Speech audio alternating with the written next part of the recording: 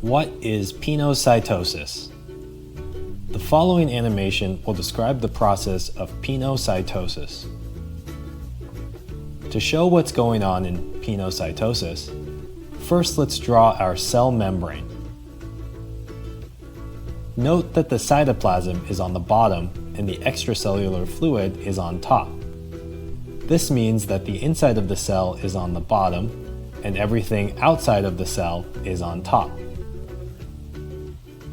In the extracellular fluid, there are small dissolved solutes represented by the blue spinning circles.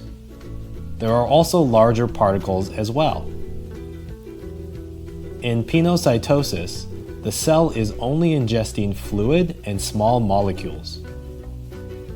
It does this by forming a budding pouch, called a vesicle, which is made from the cell's own membrane. Pinocytosis begins by the cell membrane surrounding the fluid and small solutes.